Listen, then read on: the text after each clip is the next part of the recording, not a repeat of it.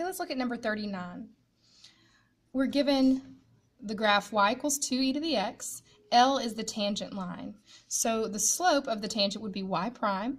The slope, or the derivative here, 2e to the x, is 2e to the x. And we're given this point where x is k, so we need to plug in k for the slope of the tangent at the given point. So again, remember that the derivative of e to the x is just e to the x. So we have 2e to the k.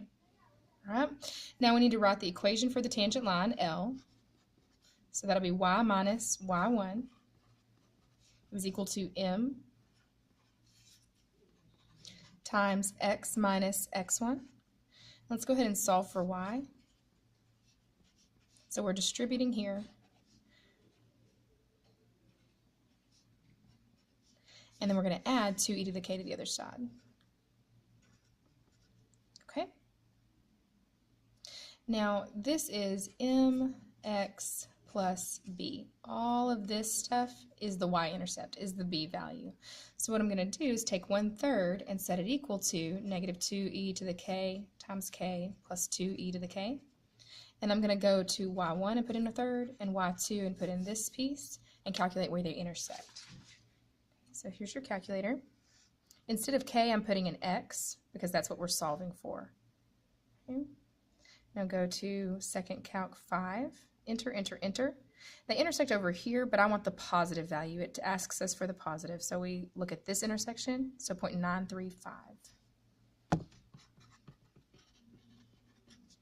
Okay. Now on the next one, it says that the slope needs to be less than or equal to 3 from 1 to 6. We're given x and y, and it says which of the following could be true. So what I would do here is I would use the new x's and y's and test them with these x's and y's and see if if the slope is more than 3. If it's more than 3, we eliminate the answer choice.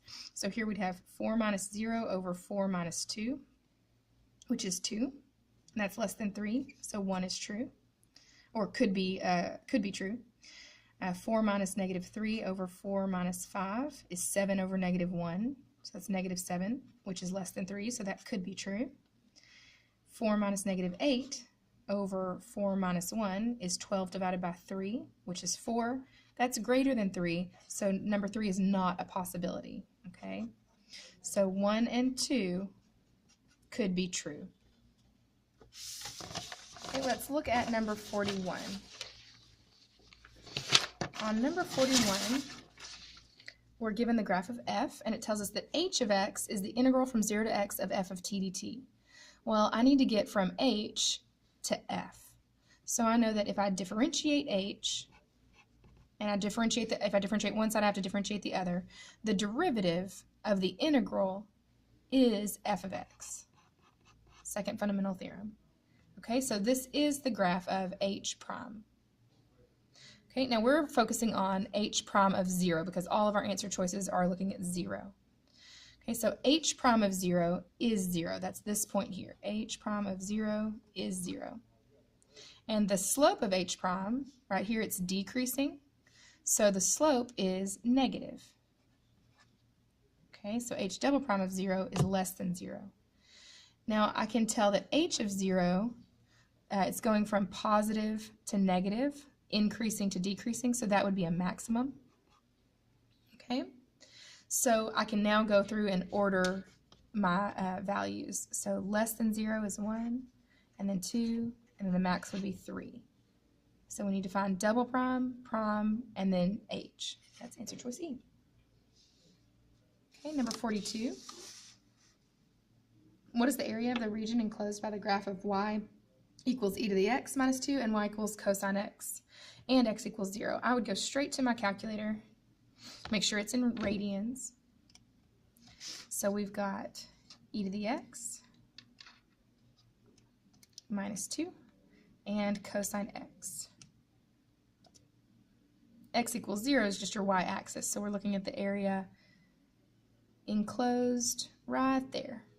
Okay, so what we're going to do is just use the home screen. We're going to go from 0 to this intersection. So let's calculate that intersection first so that we can set up our integral.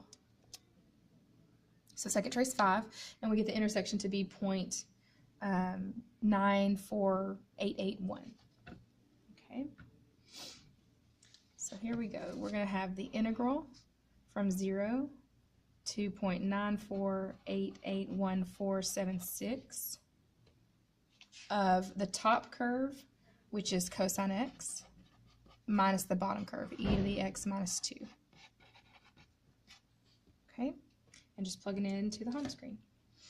So math 9, 0 to 0.94881476, cosine x minus e to the x minus 2 dx. You get 1.128. Okay, on number 43, we've got particle motion again. The velocity is given.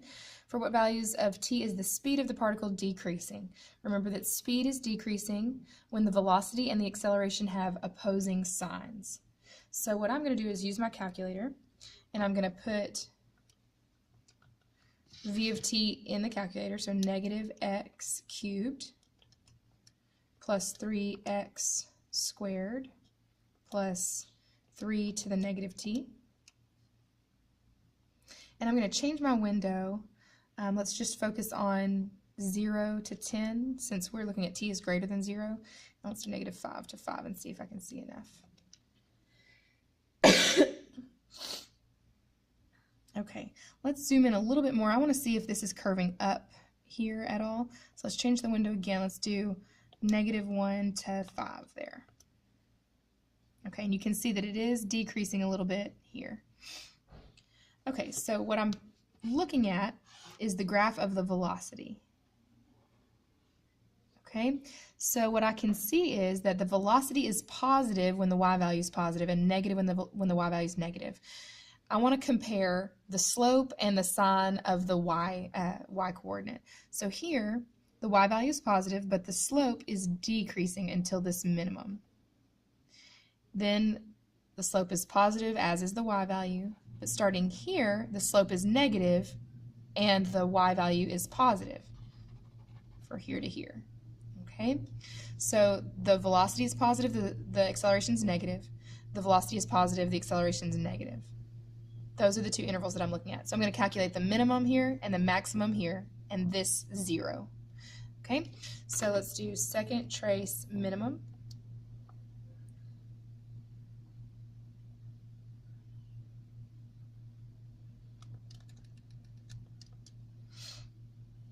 Okay, we get 0.166.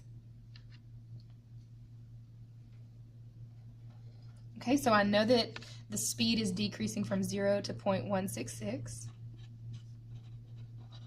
Okay, and then we'll calculate the max. Excuse me. And the root, and we'll be done.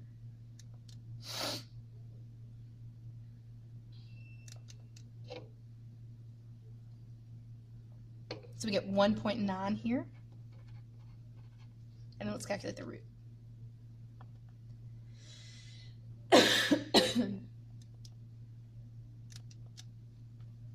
Okay, 3.004. So that would be our other interval. Okay. All right, 44. Which of the following could be the tables for f if f prime is positive and f double prime is positive? So the slope is positive and the slope of the slope is positive. So I should find a positive slope and increasing slope, okay? Slope must be increasing, okay? And the slope has to be positive, which means that the y values need to be increasing as well. So slope is positive. Okay, so these are the two things I'm looking for. Okay, on the first one, 3, 2, 0. Well, you can see that the y values are decreasing, which means the slope is negative, so it doesn't satisfy the second statement. 3, 4, 6. The y values are increasing, so the slope is positive. But if I calculate the slope, I would get a slope of 1 here. 4 minus 3 over 4 minus 3 is 1. 6 minus 4 over 6 minus 4 is 1. So the slope is not increasing, so the second derivative is not positive. Okay, 1, 2, 4. 2 minus 1 is 1 over 1. 4 minus 2 over 6 minus 4, that's 2 over 2, which is also 1. So the slope is not increasing. Okay, 5 minus 3 is 2 over 4 minus 3 is 1, so the slope is 2 here. The slope here, 10 minus 5, would be 5 over 2, which is the same thing as 2.5. So the slope is getting larger. It's increasing. So this one satisfies both. Here, the slope is constant. It's not increasing, so we can eliminate it. So D is our final answer on that one. Okay, one more question to go. Number 45, we're given a table. And we know that g of x is equal to f inverse. What's the value of g prime of 2? Anytime that you're given the g and the f inverse, or you are told that g of x is equal to the inverse of f of x, you want to use this rule. F of g of x equals x for them to be inversely related. Okay, we know that for two functions to be inverses, this rule has to be true. Now what I'm going to do is differentiate. So this is a chain rule. The derivative of the outside is f prime of u times the derivative of the inside, which is g prime of x. The derivative of x is 1. So g prime of x is equal to 1 divided by f prime of g of x. Okay, now I need to plug in 2. So I have g prime of 2 equals 1 over f prime of g of 2. Okay, now g of 2, I can go to my table, and I have negative 2. So that's 1 over f prime of negative 2. Now go to my table again, find f prime. At negative 2, f prime is 5. So I have 1 over 5 for my final answer.